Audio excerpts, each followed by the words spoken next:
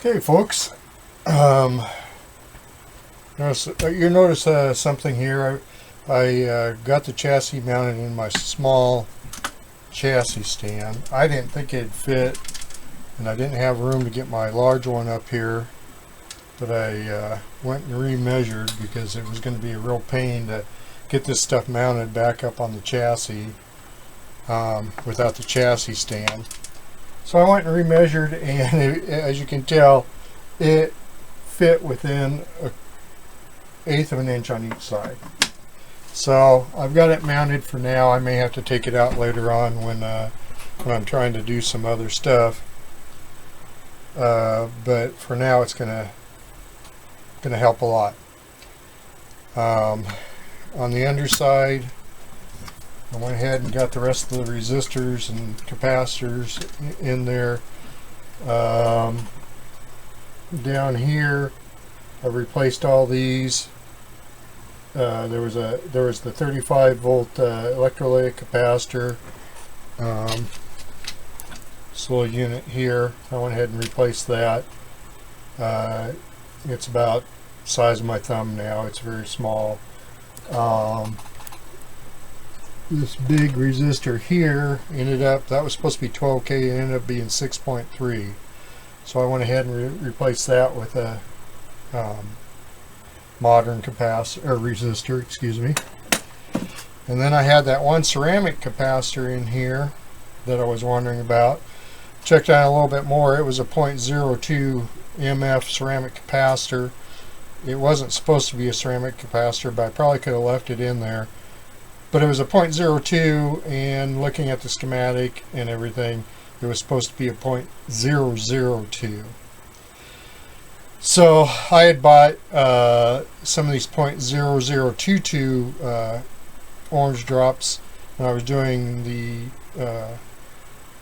S38B, so I used one of those in there. Other than that, everything should be about put back together, or under here's put back together. So we're going to start first by mounting the new multi-section electrolytic that I got from Hayseed Hamfest. He was nice enough to send me the mounting plate. Essentially, they go on like this, if I can do this right. There we go. They go on like that. Now if you had the mounting holes on the chassis like the B had, you wouldn't need this plate. You just put these in there and twist them in. So what I'll do here is I'll twist them in like this, keep it attached to the mounting plate, and we'll go ahead and add on the soldering iron here, see if I can't get a little bit of dab of solder on each one of those, make good electrical contact. And then this actually will mount from the underside of the chassis, or at least the old one did, through the hole. Well, no it won't, because it doesn't fit on this one, so I have to mount it from the top. And I'll decide whether I'm going to use hardware, or if I use a stainless steel rivets on that. I'm not sure I'm going to be able to get my rivet gun on there real good, so I'll probably just use a little bit of mounting, screw and nut on that to mount that. So I'm going to pause it here, get those soldered on and get it mounted. Then we'll flip it over and start attaching wires to it. Alright, we've got the new multi-section can mounted. I haven't wired anything up. I decided to go ahead and get as much mounted on the top and then flip it over and start doing the wiring. Got the label facing the back, so you'll be able to read it when you take the back off if for some reason you need to. So my next priority is go through and get these cans shined up, polished up. Not sure if the original finish was more of a gray or whatever, but I can polish them up. I'm going to go ahead and do that. Polish those up. The little insulating, I got the other piece here. Oops. Little insulating part that goes over the top of the transformer is obviously, as you can see, I just broke more of it. Pretty much gone. So I did get some fish paper. Apparently that's the what most people use to recreate those. So I'll recreate those and put it back together and put it in there, and then we'll do the same with the other two. And then we'll put the variable capacitor back in, which I have pretty much cleaned up here. Got the fins all straightened out. Need to clean that part up there just a little bit. Yet I got it cleaned off really nice back here, and I can remount that and resolder that. And got the bell off the transformer. We're going to take that out and media blast that and powder coat it. And last but not least, this has made several passes through the ultrasonic cleaner. I'm going to try something I haven't used. A lot of people I've noticed are using it. I'm going to dip this in some evaporust and see what happens with that. I know a lot of people have been using that. I'm going to go ahead and try that. Depending on how that works, I may, rather than doing all the manual cleaning of the chassis, next chassis I have, I may, if the results on that work out real well, I may go ahead and use that method. So, put on some gloves here and polish this up offline. Then I'll show you my attempt at remaking that insulator, and we'll put that back in. What I've been doing on these is hitting it with Brasso, getting most of the crud off of it, and then or do the final polishing with Mothers. So I'll go ahead and do that offline here and show you the results here in a minute. Alright, got this polished up about as well as I'm going to be able to get it polished up. I've still got to clean out the inside before I assemble the coil back into it. What I'm going to try to do now is tape this shield, or whatever you want to call it, back up so I can use it as a pattern.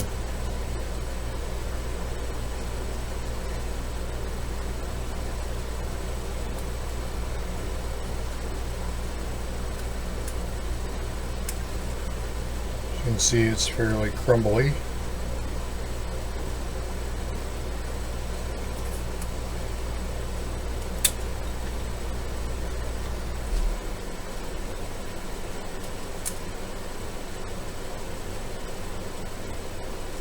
I'm just going to have to try to get it as close as possible.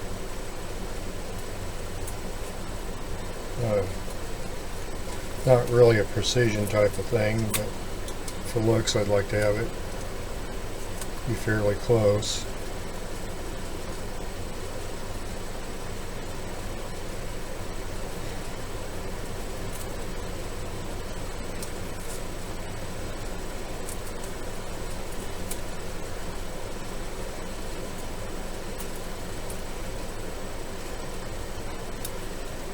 So that's probably about as good as we're going to get it. Then we have our fish paper here somewhere. What do I do with it? There we go. I got this on Amazon.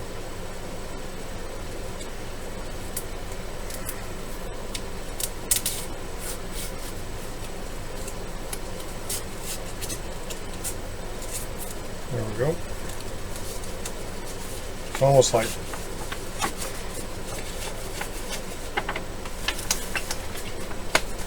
almost like a gasket material, only a little bit thinner.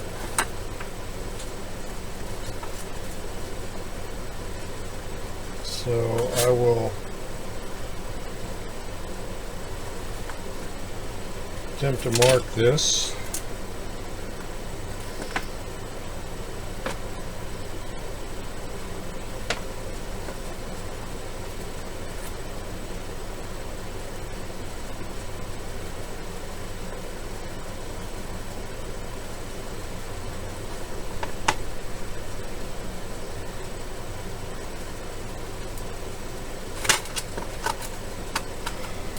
Okay, sort of survived.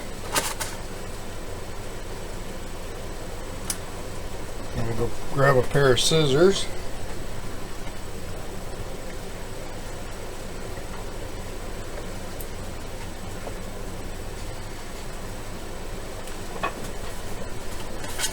And obviously we're cut on the inside of that line there.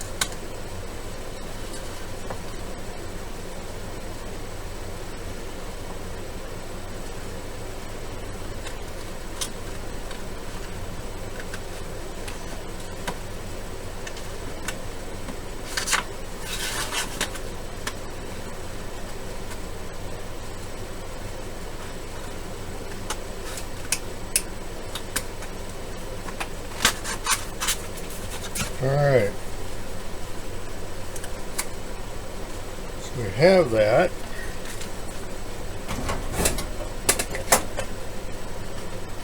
Borrowed this from my wife a while back and never returned it to her.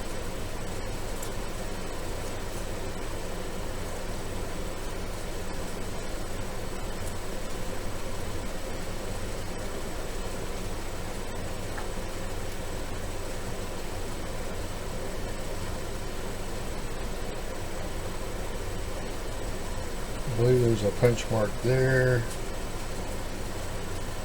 or maybe not. There's basically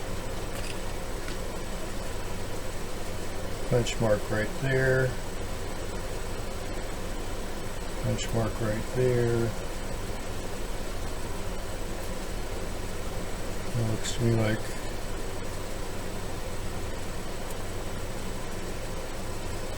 actually I think it's mainly these two punch marks there. Let's see if I can see that mark on there now.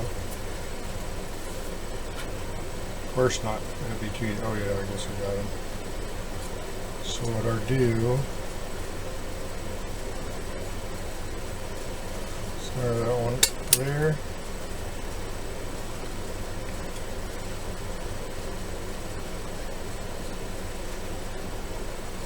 Center that one there. And there is one in the middle. Because essentially what we're trying to do is get so we can hit these two. One in the middle is a little bit smaller, but I've only got one size punch. There we go.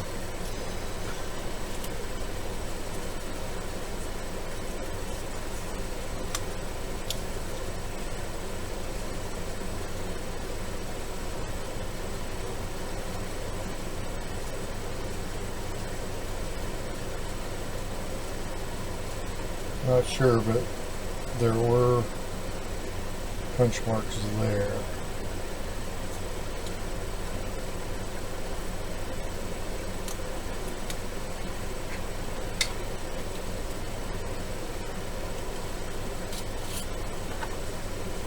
I'll go ahead and put those in.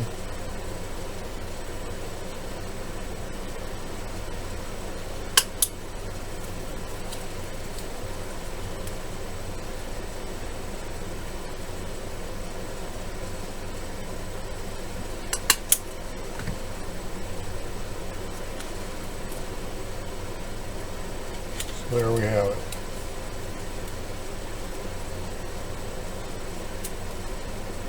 Pretty close.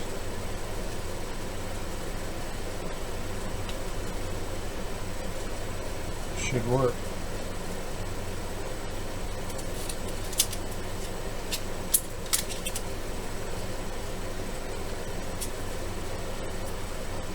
Okay. So the next thing I'm going to do is I'm going to back these out a little bit and hit them with some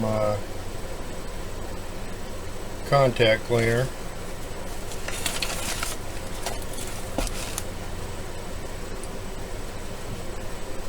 I'm going to find my screwdriver.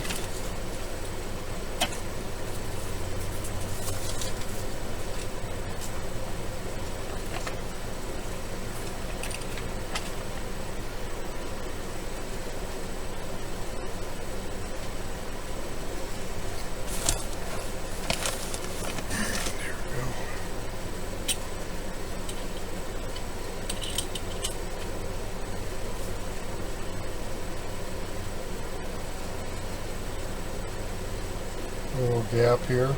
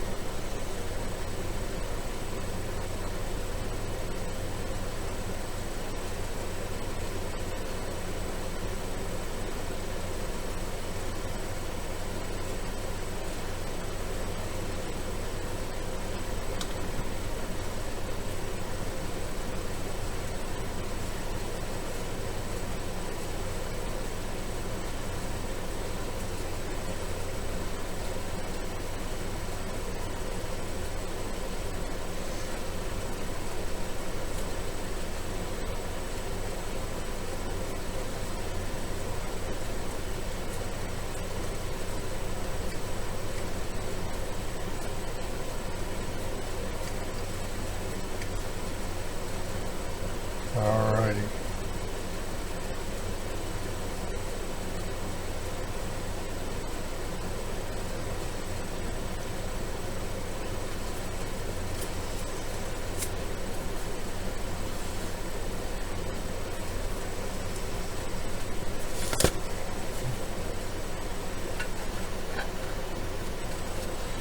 Clean this out a little bit.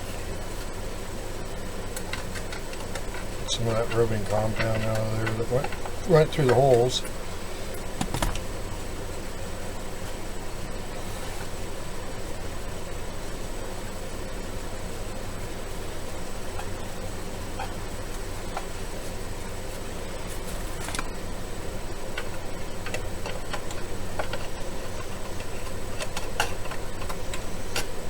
I think it might be a good idea to shove a towel down there when I do the next one. Try to keep it from falling through.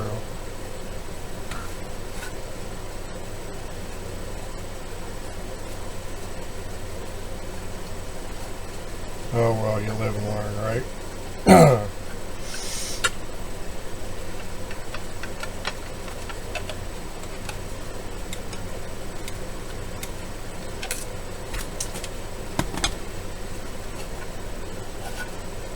There. So,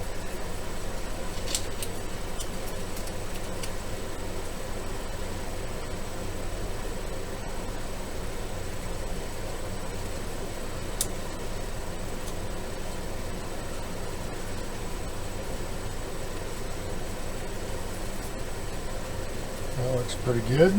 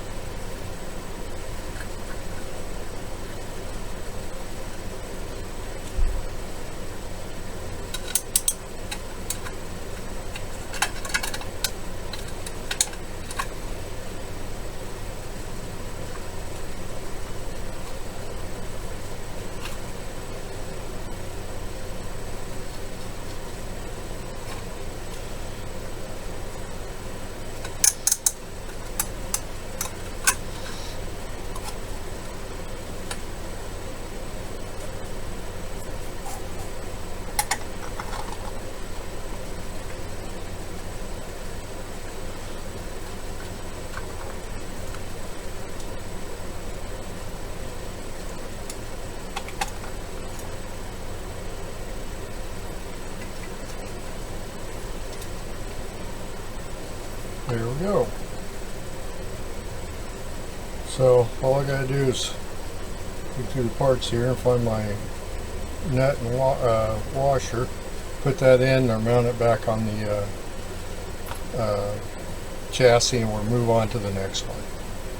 I'll also go ahead and obviously when I clean the label up on this one, or clean this one up, the label was barely visible up here, and of course it came off cleaning it up. So I'll just go ahead and on these other ones it's mounted, it's labeled on the side. I'm going to go ahead and just rewrite the number of the transformer on there, and so it's easier to identify if anybody else has to work on it later on. But that looks pretty good, so I'll move on and get that done, and then we'll move on to the variable capacitor.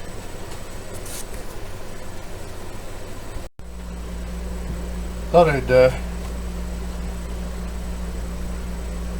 update where we're at. As you can see, we got the multi-section capacitor in there. I got the IF transformers in there, and I've got the variable capacitor, tuning capacitor remounted. Did figure out something that's interesting. There's a screw up here on the front of it. Hopefully you can see that. That if you remove that, it allows you to tilt this up so that you can get underneath it and do your soldering on the bottom of the capacitor. So we got that all put back in. I've got the bell of the power transformer off. Looking a little bit more at the manuals and everything, it seems that on the S40 and the S40A, the bell was actually not painted. It was a silver in color. I'll clean this up. We've got the bell out at the other shop so we can media blast it, and then we're either going to replate it or just shoot it with clear, and then we'll get that back in. So what I'm going to do next, and luckily I took some pictures of it, but what I'll do next now is I will work on getting the multi-section capacitor rewired in there, remove that, and then get the IF cans rewired back in. I'll go ahead and mount these back in there, and then that way when I get the transformer done, I'll be able to turn it on and test it. Okay folks, I've got the IF cans soldered back in. Before I took it all apart, I took some fairly detailed pictures. Look like that. I used those to help me figure out where the wires went, and then I double checked it against the schematic, so it made it fairly easy. I ran into two slight issues. This on this IF can, this wire was supposed to go to this 0.02 cap that then went to ground, but according to the pictures that I took, it went and wrapped around this and then went to this cap. That didn't really make any sense. I don't know, you know, all the schematics I looked at, this went directly to this cap and then to ground. It didn't tie into any of this. So after a little bit of thought, I decided to go ahead and put another terminal here, single terminal, and do it this way. If for some reason something doesn't work, you know, I can always take that out and put it back the way it was. But I mean, to me, it clearly shows that wire coming from here up here and wrapping around this terminal that this resistor went to, this think that was a 1K resistor. And then it going here. But that's not the way any of the schematics show it, so I went ahead and did that. The other thing I ran into, the wire that was coming from here to here was actually a bare wire. Obviously the can's in a little bit different. That bare wire won't make it. Same way with this wire here. You can see what I ended up doing. I just couldn't make it reach over to the 30 megafarad cap. So what I did is I ended up, when I was trying to pull it out of the wiring harness and see if I could make it a little bit longer. In doing so, the insulation fell apart on me. So I ended up just clipping it out here, clipping out down there, and then replacing it with this wire here. So other than that, everything now electronically is done on it, except for putting in the power supply. Or do that next. We've got the bell, the top bell on it. There's actually not a bottom bell on it. I know it got Brad KD0JCP media blasted it for me last night, and I believe he shot it with some clear lacquer. We're trying to get that done today and put that back in, or go ahead and put a grounded plug on it and a fuse on it. Then we'll be able to fire, or go ahead and mount these back in there. Then we should be able to fire it up and see if we can get it to work. I'll have to go through and I haven't tested the tubes yet. I'll go through and test the tubes, and then we'll fire it up and see if it works. If that works, we'll set it aside and start working on the case, because your final alignment needs to be done while it's in the case. Alright, I have the power transformer mounted in there. Just 2 bolts right now are finished mounting or tightening down the other 2 sides when I get it out of the rack. I decided to go ahead and just replace the hardware. Ran it through the ultrasonic cleaner a couple times, and you know, just really for the money, it wasn't worth it for me to spend a whole lot of time cleaning it up. So I went out and got new hardware. You can see they're nice and shiny. This is what the transformer bell looks like after we bead blasted it and then shot it with some clear lacquer. There's some pitting in it. I don't know if you can see that in the camera, but you know, short of really polishing it up and trying to figure out a way to fill in the pitting, this was the best we could do. I think it looks a lot better than it did, obviously. So my next step, so I've got to go through and reattach the wires. Down in here, here's a cap that goes across these terminals. I'll look at the schematic, but I think that is where the power comes in to the transformer. So I'm going to replace that with, or double check, but I'll replace that with a safety cap. I've got some pictures that I took before I took this out that I'm hoping will help get the wires back in the proper place. Like I said a little bit ago, I left the cord hooked up. I'll replace that with a 3-wire cord and go ahead and ground it. Glue a fuse block probably right about in here, and to provide an extra level of protection. So I'm gonna shut the camera off, do my little bit of research on this, and then I'll come back and we'll go ahead and replace that cap and get the rest of the wiring done, and move on from there.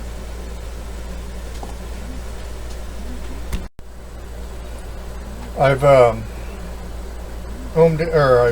taken the scuff pad, clean the inside of the chassis here so I can glue down the fuse block. So I'm going to take a little bit of the Loctite Super Glue Ultra Gel.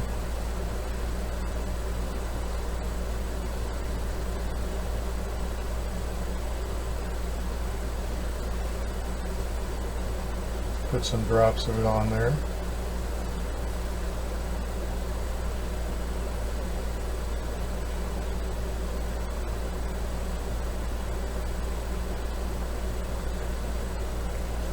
Alright, should be plenty there. I'm going to drop this down here. I'll let that sit for 10-15 minutes and it won't come off of there. I went ahead and ohmed out the transformer. Everything seems to be okay. I figured out that that capacitor in there isn't across the line, it's from the line to ground. So I replaced that here with the appropriate safety cap. Then put a rubber grommet in on the hole and get my 3-wire cord in here and start wiring back up from that. So we'll go ahead and let that dry, cure, and then we'll start on putting the cord in next. Alright, next step, we're going to hook up the cord. I've got a cord here. It's just a typical computer cord. I've thrown hundreds of these away in our computer business. This one's rated at 10 amps, 125 volts. Just cut the end off, throw it away, strip this down, and I put a grommet in the hole that used to that the old cord used to go through. Just a regular rubber grommet. Or feed the cord through that grommet, and I'll use this bolt down here, or get this nut and bolt off the transformer to hold it in place. Tie the hot end here, and then run from the hot end over to here, and then we'll run the neutral or the common end to there. Since this is actually a this line filter resistor actually is from the line to ground, we would use that would require a Y2 safety capacitor.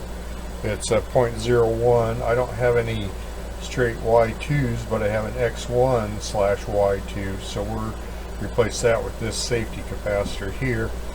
Then we'll rehook these up, put a 1 amp fuse on it.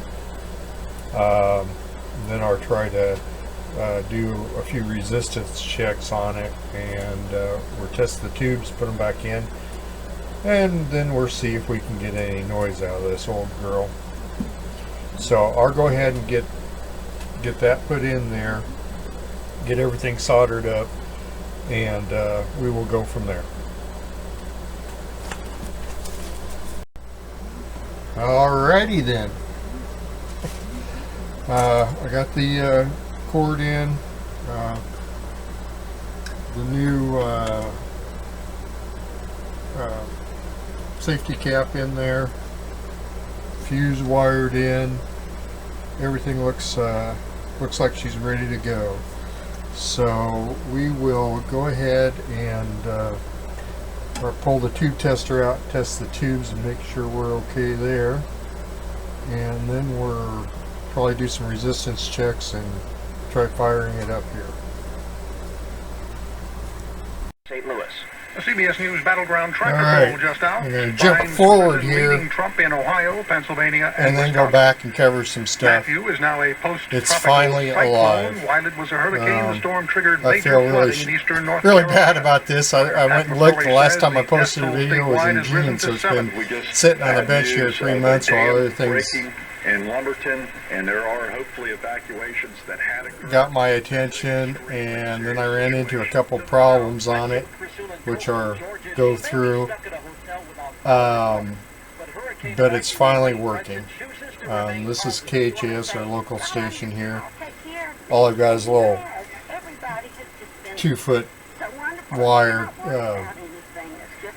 connected to it, but it's pulling in and actually sounds pretty good.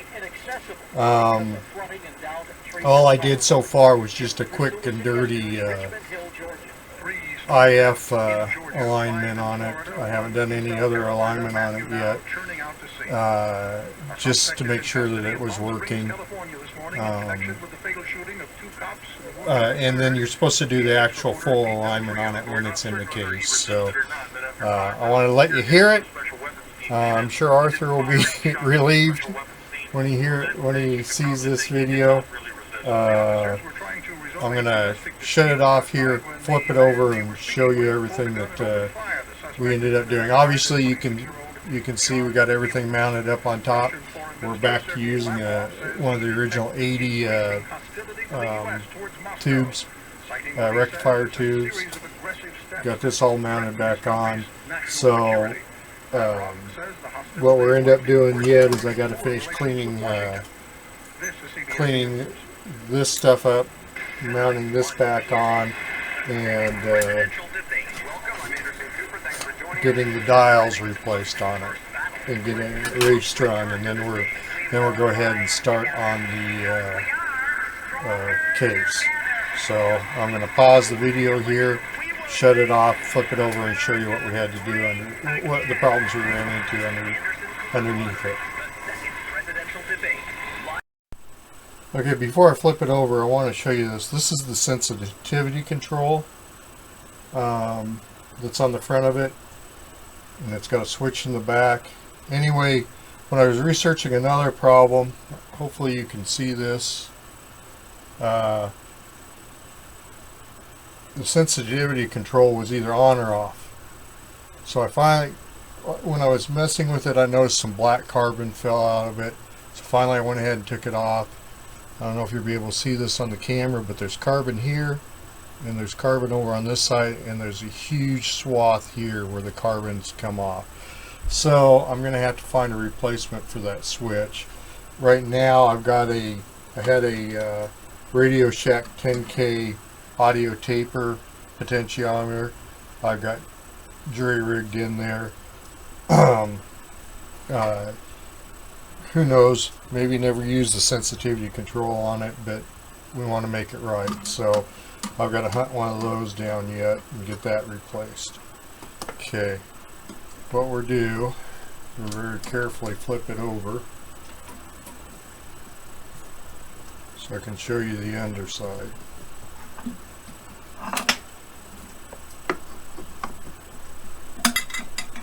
Now I put, get these off. I went ahead and put a 3-wire grounded cord on it. Comes in here through a grommet, and then I go to a fuse, and you can see I've got the fuse jumpered right now. I was having trouble with some issues, and it kept blowing the slow blow fuse. So now that I got in there, I got to figure out whether I was putting a 1 amp slow blow fuse, and I think that's a little bit small. I have to see if I can find a 1.5 or 2 and put it in there. Anyway, you can see that I reused these caps. In hindsight, I would have just replaced all these because some of the leads are really short on it, and that caused me some problems, but that's neither here nor there.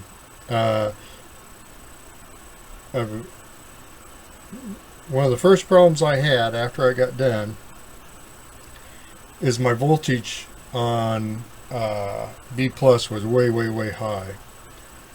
And if you notice, most of these wires here originally were color coded and marked. In my defense, not a very good defense, I ended up switching a couple of these wires here. Took me a while to figure that out. Once I got that figured out, then what ended up happening is this cathode resistor here kept, well, it didn't pop, but it certainly got hot, as you can see there. And the voltage was way too high on the cathode here. And I triple checked my wiring. I even had my son Brad, KD0JCP, come out, and he went one evening. He went through it with me, and everything looked right. Very confusing.